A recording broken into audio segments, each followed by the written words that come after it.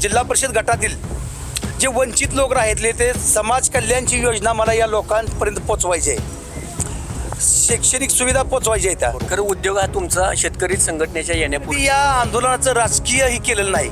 राजकीय वेगळं, राजकारण वेगळं आणि चळवळ वेगळी. त्यात संघटना शेतकरी संघटना म्हणले की आणि कुठले बी हे झालं की गादेगाव नाव प्रामुख्याने पुढे राहिला एक विषय सांगायचा, समाधान पाटीलला संघटनेत मी आणले या.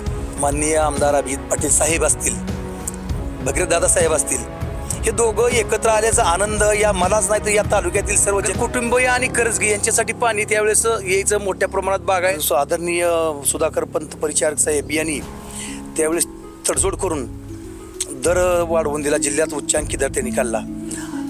तेच खरंच शेतकऱ्यांचे दैवत आहेत. गेलं तर शेतकरी चळवळ म्हणलं की गुन्हे दाखल, आपलं किती गुन्हे दाखल आहेत आपले? शाळेचं एक मॉडेल केलं या. अशा शाळा या मतदारसंघात घडल्या पाहिजे, त्यात चांगल्या झाल्या पाहिजे, त्यात दर्जेदार शिक्षण मिळालं पाहिजे. हे उद्योग किती कष्टातून उभा केले तर याला चळवळीतला मी अजिबात स्पर्श होऊ दिला नाही. उद्योग रस्ते देखील आपण केलेले आहेत. स्वखर्च म्हणजे काय, स्वतःची वाहनं होती त्यामधून मी ते हे करून दिलेलं आहे. असं काही जास्त मी त्याचं ह्या प्रमाणात केलेलं नाही. माझी कर्तव्य आहे शेतकऱ्यासाठी. मी पहिले बी अगोदर मी जगत आहे. मला मदत करते, नक्की मदत करेल तो. मला अपेक्षा आहे त्यांच्याकडून मदतीची. नमस्कार, मी भारत शिंदे, न्यूज इंडियामध्ये स्वागत आहे. तर मी सध्या पंढरपूर तालुक्यातील सर्वात जास्त हाय व्होल्टेज ज्याच्याकडे पाहिलं गेलं जातं ते जिल्हा परिषद निवडणूक, ते म्हणजे वाकरी जिल्हा परिषद निवडणूक. त्याच अनुषंगाने वाकरी जिल्हा परिषद निवडणूक लढवत असताना एकीकडे शेतकरी संघटने देखील घरातूनच उमेदवार आहेत. काय आपलं एकीकडे शेतकरी संघटनेचे नेते देखील दुसरीकडे उभे आहेत. आपण देखील शेतकरी संघटनेचा आहात. खरं तर आपली ओळख काय आहे नेमकं? नमस्कार, मी तानाजी बागल. वाकरी जिल्हा परिषद गट हा माझ्यासाठी आणि माझ्या कुटुंबियासाठी नवा नाही. आमचे आजोबा या वाकरी हद्दीमध्ये आज त्यांचा 110 वर्ष झाली इथं आम्ही राहायला आहे, वास्तव्यास आहे. परंतु प्रत्यक्षात माझ्या आजोबा आणि माझा जन्म इथं झालेला आहे वाकरीमध्ये. आज मला 51 वर्ष पूर्ण होत आहे. त्यामुळं मी माझ्यासाठी तर इथं स्थानिक आहे. लोकांना सांगायला गेलं आणि तुम्हाला आमच्या आजोबाची ख्याती सांगतो. आमच्या आजोबाला कारभारी दादा म्हणायचे.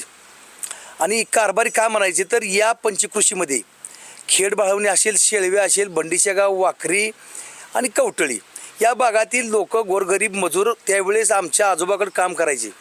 आमचे आणि करजगी, पंढरपूरचे विठ्ठल करजगी म्हणून हे दोघं सामायिक शेती करत होतो. इथं 200 एकर शेती होती. त्यावेळेस तिसंगी सोनकेस तलावाचं पाणी इथं खास बागल कुटुंबीय आणि करजगी यांच्यासाठी पाणी त्यावेळेस यायचं. मोठ्या प्रमाणात बागायत, शेंगाचं प्रमाण जास्त असायचं.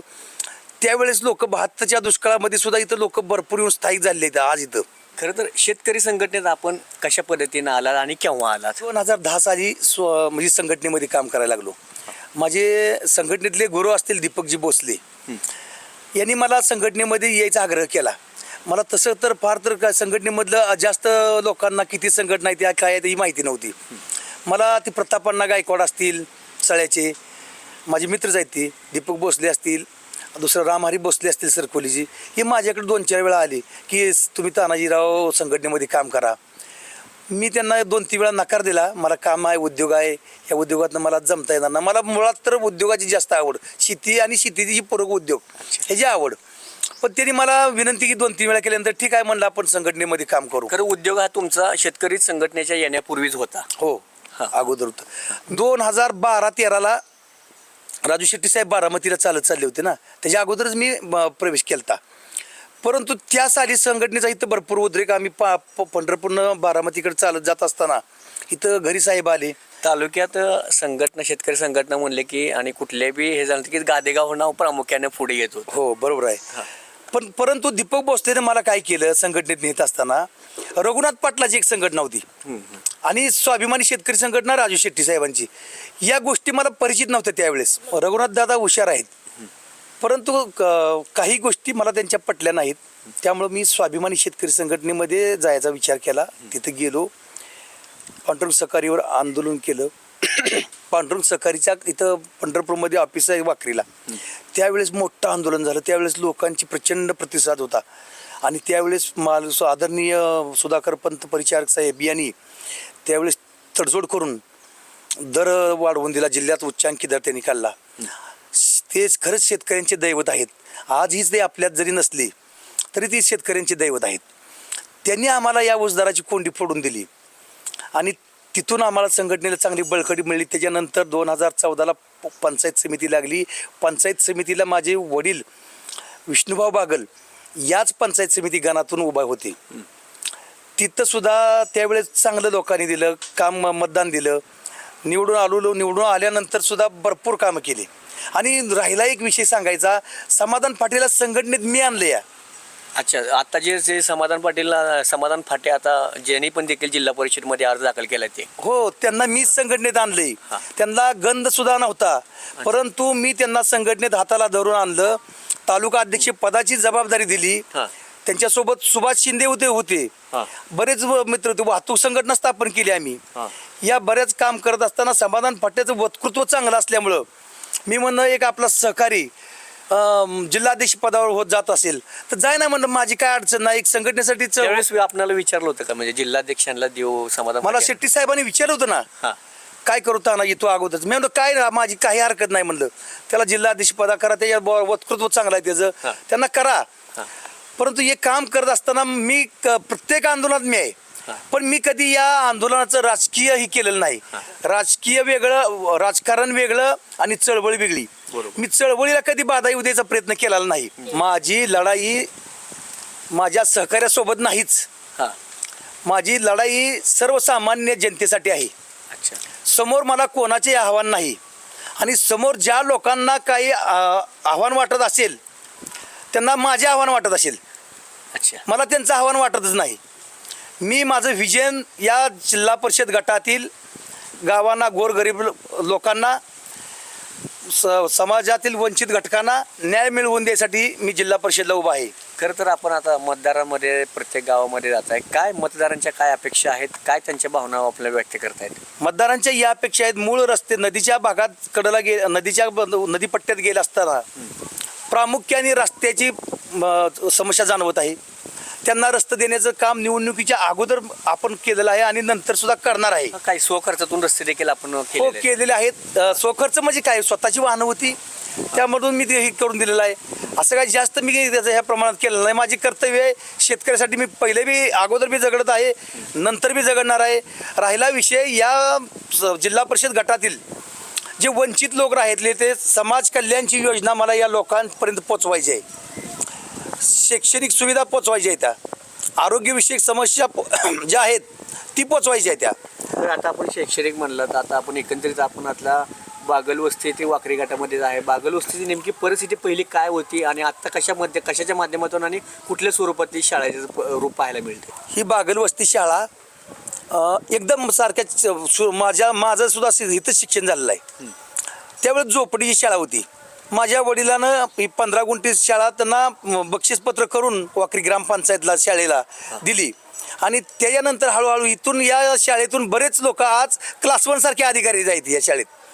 आणि सुरुवातीला बागलवस्ती म्हणून शाळा का नाव दिली वाकरी, तर ही जमीन बागलाची होती त्यांना दिली, त्यामुळं ती बागलवस्ती शाळा आहे.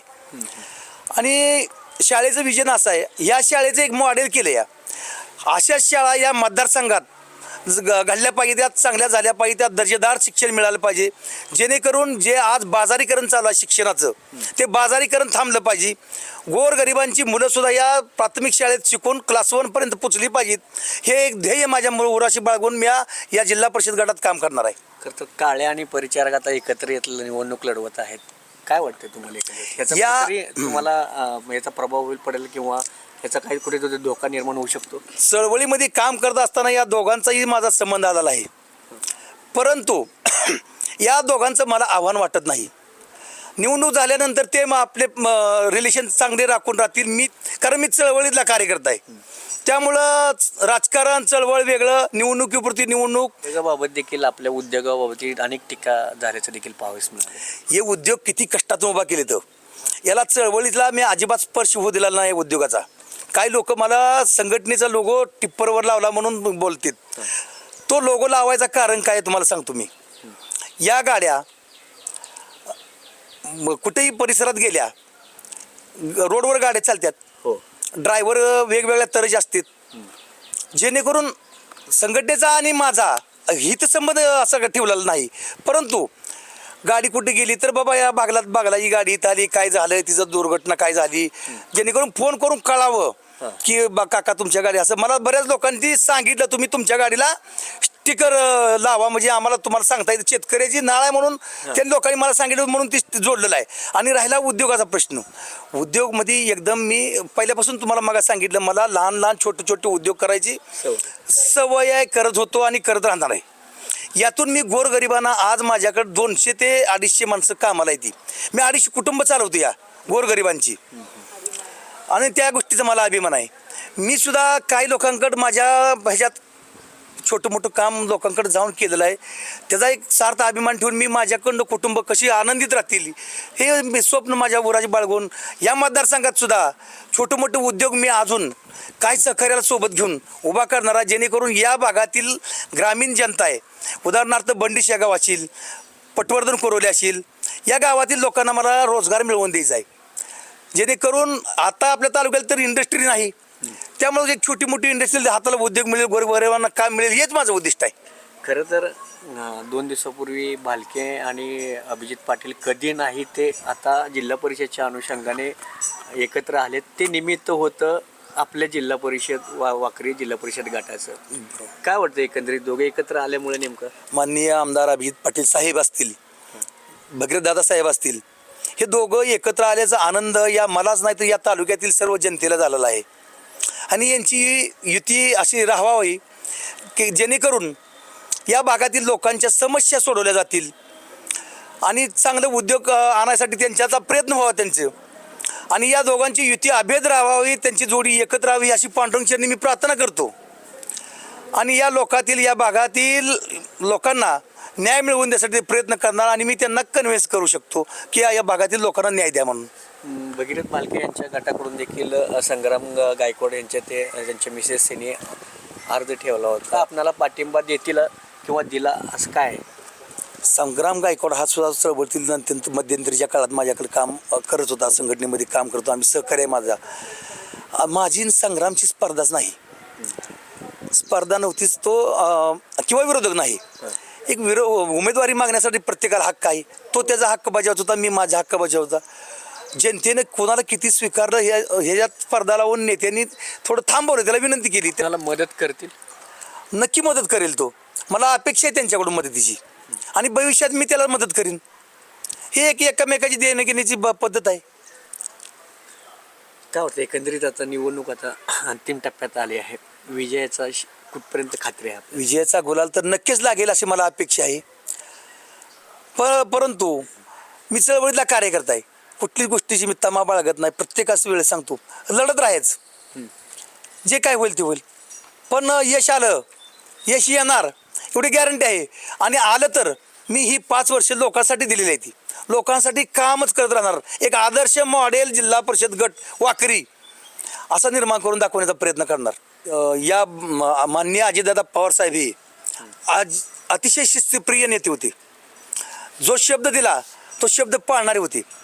आणि एखाद्या मला त्यांचा प्रसंग आलता, मी 2-3 वेळेस माझ्या कामानिमित्त असं भेटायला गेलतो, जे गोष्ट होणार आहे ते होणारच आहे म्हणून सांगत होते, नाही ते नाही म्हणून सांगत होते अजिबात. आणि त्यांच्याकडे एक वेळेची जबरदस्त शिस्त, त्या अतिशय शिस्तप्रिय कामाचा माणूस म्हणून त्यांची ख्याती होती. त्यांचाच आदर्श घेऊन या मतदारसंघात सुद्धा मी ते काम करणार आहे. केलं तर शेतकरी चळवळ म्हणलं की गुन्हे दाखल, आपलं किती गुन्हे दाखल आहेत आपले?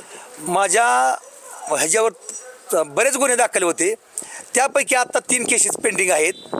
आणि जे आंदोलनं झाली या प्रत्येक आंदोलनामध्ये मी आहे.